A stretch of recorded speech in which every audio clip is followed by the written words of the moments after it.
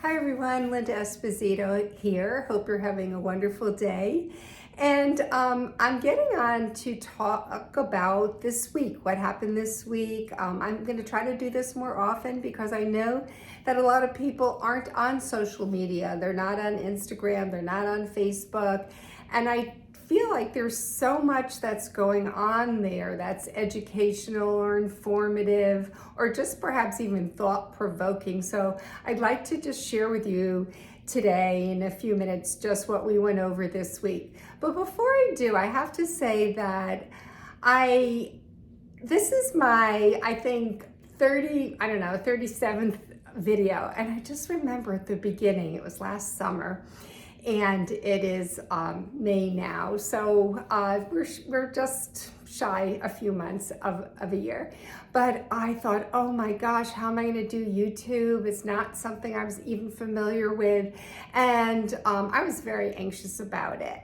And what I ended up doing is finding this wonderful consultant who helps me. She helped me set it up.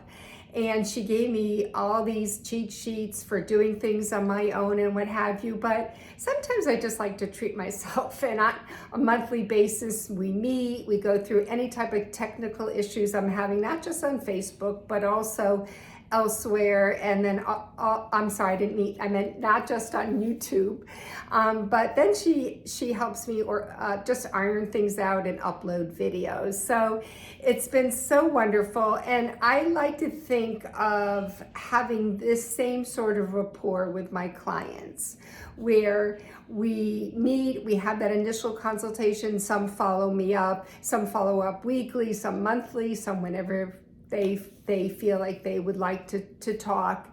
And it's a rapport, a relationship, so that they know if they ever get stuck, that they have someone they can call and speak to. Or it might just be a lab result that's upsetting to them. And perhaps if I can, I'm not a clinician, but if I can help them sort things out, I think it can be very reassuring. So, so much for getting the help we need. So this week we had some interesting conversations. One was about, I posted a photo in my bathtub of how I batch sterilize my airway clearance equipment. So because I have multiple sets, I kind of save it up, and then I will take everything apart. And well, usually what I do is after when I'm not going to use it again, I just throw it in a dirty bin, and then I have another set I use. And so I pretty much accumulate everything, and then one day I take everything apart.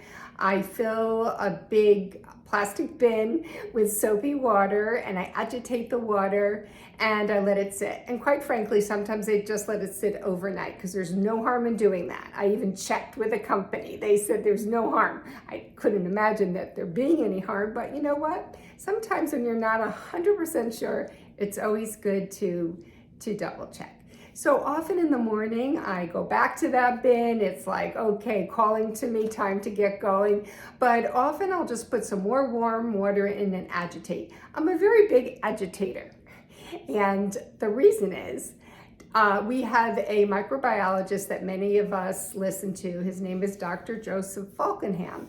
And he says agitating with the water is important because it helps to shear the bacteria, if there's any there, off of our devices. And so I really believe in that. I believe in soap. I've heard of some people just popping things into a microwave sterilizing bag or a hot pot or a pot or baby bottle sterilizer without washing it first. Really? That's not a good idea. Soap has been around for a very long time, and it helps to just remove the bacteria from the devices, but also to break up any bacteria as well. So it lyses that bacteria. So the first step is always soap, and then a good rinse. I use tap water because I use a lot of water. I really rinse my devices thoroughly. and then I pop everything into my baby bottle sterilizer. And what I often do is run it through a dry cycle again, just to make sure everything is bone dry. So that was one picture of the bathtub and the colander, and a discussion about that then ensued about sterilizing, which I knew it would. It was to try to encourage conversation. So it's not just about Linda posting a picture, but it's also about encouraging conversation. And then there was another one I used, it was my UV sterilizing pen called a Steri pen. And Dr. Falkenham had given us additional guidance on what's called NTM Info and Research Connect. So it's a message board for the community.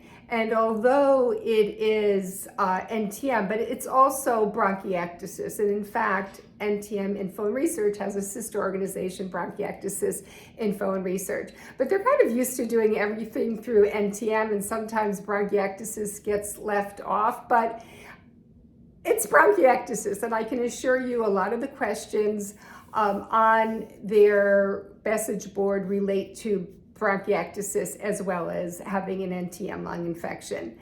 But it was about UV sterilizing and how it's important to store your water once it's sterilized in a dark container, because interestingly enough, the bacteria can reactivate with light. So again, that was another conversation we had this week.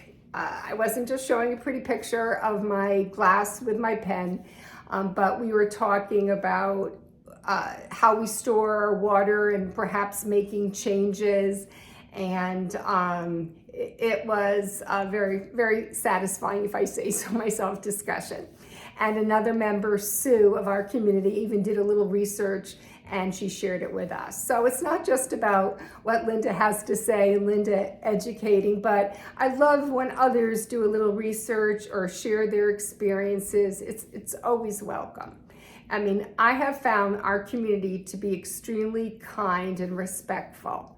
And I have to say, in the 4 years that I've been posting on social media, I have never ever blocked anyone with bronchiectasis. I have asked people to perhaps tone it down,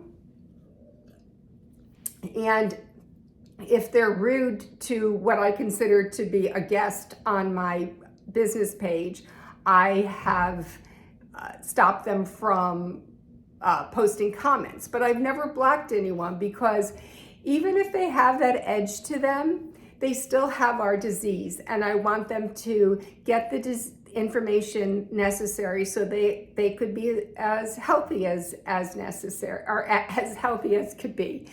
So I actually feel really good about that, because sometimes it can be a little bit challenging to control what goes on. But it's been amazing that I think because I am very respectful of other opinions, that they don't have to be my opinion, that I feel that I've set the tone, if you will, and that people are very respectful of one another, even if we disagree. And we did have a very controversial post this week. I really enjoyed it, because it was something that's been on my mind for a while, and I haven't brought it up. But then there was a situation where I thought, okay, that's enough. I really have to talk about this. And I know it's going to be a little bit gnarly, but you know what? I think we can handle this. So it was about some groups posting information, not just educational information, but actually medical information, or medical advice, I would say. They're posting medical advice without being a medical doctor, or well, it was really about being a medical doctor, because the advice that they were posting that I was concerned about was telling people not to have certain procedures that are invasive, such as an endoscopy or bronchoscopy or colonoscopy. In other words, don't have a scope go in your body because it can introduce bacteria. And certainly, we're all trying to avoid bacterial infections. So I totally get that, and I get the concern. And in fact, yes, a scope, even one that's cleaned, might introduce bacteria into your system, just as when we go to the hospital, we could pick up a bacteria. I mean, when you're exposing yourself, you can, get an infection. So, however, my concern is that there are people who are not at all productive. They cannot produce a sputum sample.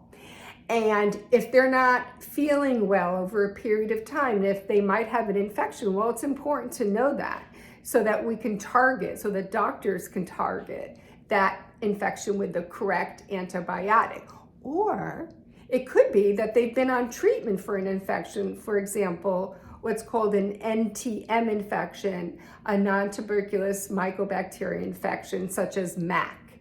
So let's say they've been on treatment for MAC for months. The protocol is that every month they would submit a sputum sample to see if they've turned negative. In other words, are those 3 antibiotics working?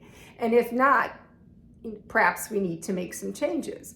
Well, if you can't produce a sputum sample, if you're dry bronchiectasis and just not able to produce a sputum sample, at some point, a doctor is going to say, let's do a bronchoscopy, go in there and see what's going on, which is very reasonable.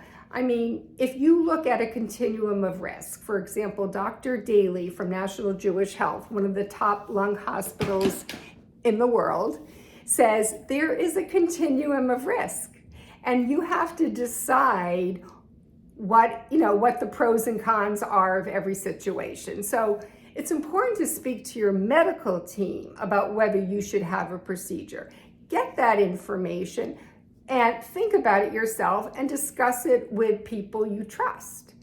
But don't have people who are online who mean well, but who are not medical people guiding you. So that was one with bronchoscopies. I've heard it with PPIs or different acid reducing medications. Never to go on an acid reducing medication because it will, number one, decrease the acid in your stomach, which could then cause, if you reflux, cause bacteria that wasn't killed in your stomach to be refluxed into your lungs. Okay, that is a concern. However, there are situations where even top hospitals recommend their patients go on a acid reducer. They could have an infection that has to be calmed down. They could have gastritis. They could have H. pylori infection. They could have lots of different things. I'm not a clinician, but there could be a very good reason why for a short period of time, hopefully, the client or the patient would go on a medication to reduce acid. Also, just a discussion about biologics. I don't understand where someone who is not a clinician can start telling people never to go on a biologic. I mean, biologics are miracle drugs. I have family members who have arthritis and psoriasis and different conditions who are on biologics and have gotten their life back. Also, there are lots of new medications in the pipeline, and some could be biologics. So I just want everyone to have an open mind, to be excited about these new drugs that we've never had before, and to discuss them with their medical team. I think that's extremely important. And also just dissuading from people from going on antibiotics. That is not our place. We're not clinicians, we're not MDs, we don't have patient records. We can't sit there and discuss with the person whether or not they should be taking an antibiotic, because it is not good to have an exacerbation or flare-up time after time. In fact, your prognosis will not be as good if that continues to happen. And sometimes you end up in the hospital because you perhaps need to be, if you have bronchiectasis, let's put the NTM treatment aside because not everyone with bronchiectasis has an NTM disease or MAC disease, but just looking at bronchiectasis, there are people who do take antibiotics prophylactically to prevent a flare-up. So perhaps they take them 3 times a week, and that just keeps inflammation down and prevents them from ending up having an exacerbation and perhaps having to just go on more powerful antibiotics or more antibiotics or end up in the hospital.